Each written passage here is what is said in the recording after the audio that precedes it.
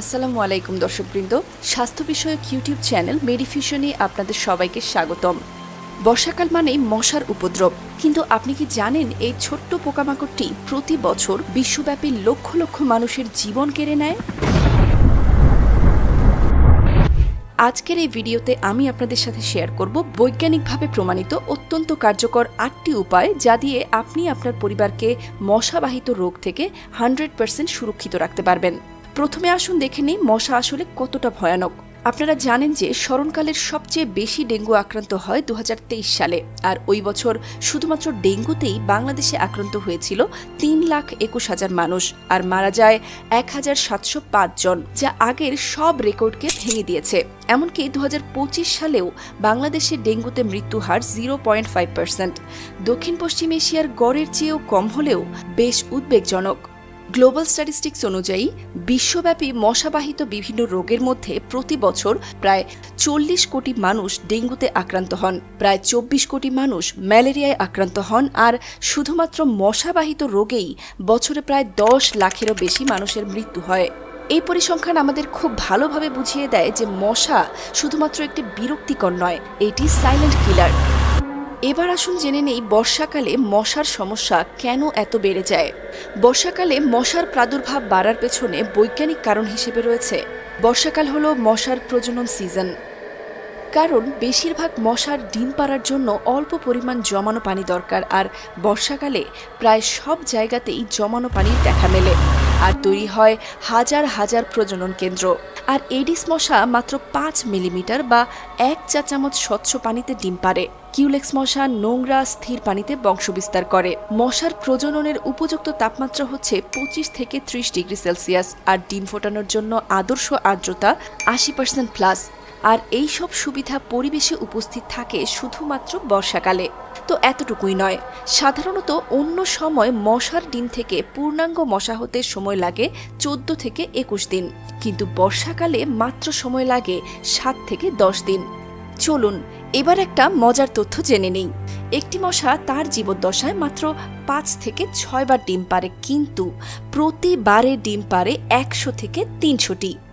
আচ্ছা, এতক্ষণ তো জানলেন কেন বর্ষাকালে মশার প্রকোপ এত বেড়ে যায়। এবার চলুন জেনে নেই কিভাবে এই সমস্যা বৈজ্ঞানিকভাবে সমাধান করা যায়। আজ এই ভিডিওতে মশার প্রকোপ কমানোর 8টি বৈজ্ঞানিক ও কার্যকরী সমাধান নিয়ে আলোচনা করব। চলুন তাহলে শুরু করি। নাম্বার 1, আপনার বাসা এবং আশপাশের পানি নিষ্কাশন করুন। ছাদ, বারান্দা, ড্রেনেজ নিয়মিত পরিষ্কার রাখুন।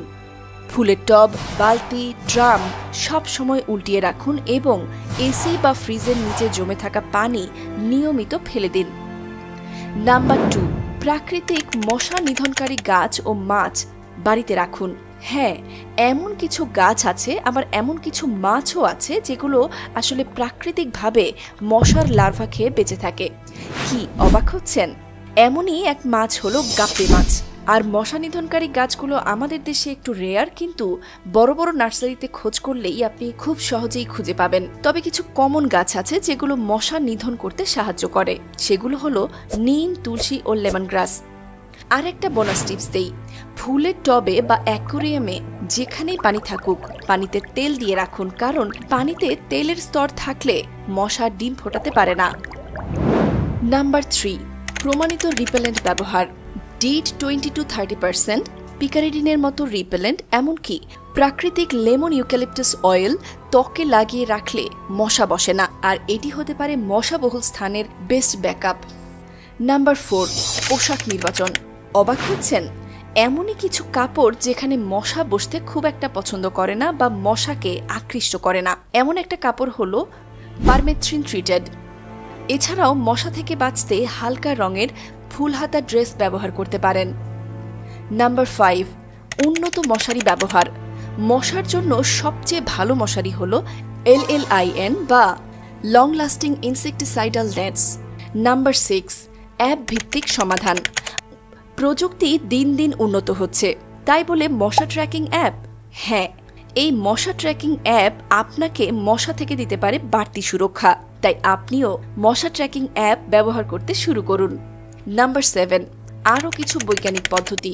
মশাদের প্রলোভিত করে মেরে ফেলে CO2 ট্র্যাপ, আর রাতের বেলা ইউভি লাইট ট্র্যাপে মশা তাড়াতে খুবই কার্যকরী। সামাজিক দায়বদ্ধতা। আমাদের সতর্কতা সম্পূর্ণভাবেই আমাদের কাছে, তাই আপনিও আপনার এলাকায় ক্লিন আপ ড্রাইভ গঠন করতে পারেন, যাদের কাজ হবে মশার আবাসস্থল চিহ্নিত করে সেই সব স্থান চিহ্নিত করা এবং বর্ষাকালে মশাবাহিত রোগ নিয়ে সচেতনতা বাড়ানো। তাহলে আমরা এই ভিডিওর মাধ্যমে জানতে পারলাম মশা থেকে সুরক্ষা পাওয়া কোনো জটিল বিষয় নয়, শুধু দরকার কিছু নিয়ম মেনে চলা। আর আজকে আমার এই ভিডিওর মাধ্যমে শেয়ার করা 8টি বৈজ্ঞানিক পদ্ধতি আপনাকে এবং আপনার পরিবারকে 95% পর্যন্ত সুরক্ষিত রাখবে ইনশাল্লাহ। শুধু মনে রাখবেন, প্রতিকারের থেকে প্রতিরোধ উত্তম। তাহলে আজ এই পর্যন্তই। আর আজকের এই ভিডিওটি কেমন লাগলো অবশ্যই কমেন্ট করে জানাবেন। এ ধরনের স্বাস্থ্য বিষয়ক ভিডিও নিয়মিত পেতে মেডিফিউশন ইউটিউব চ্যানেলটি সাবস্ক্রাইব করুন এবং বেল আইকনে ক্লিক করুন। পরিবার ও বন্ধুদের সাথে শেয়ার করুন যেন আপনার মাধ্যমে আরও একজন সতর্ক হতে পারে। তো সবাই ভালো থাকবেন। আল্লাহ হাফেজ।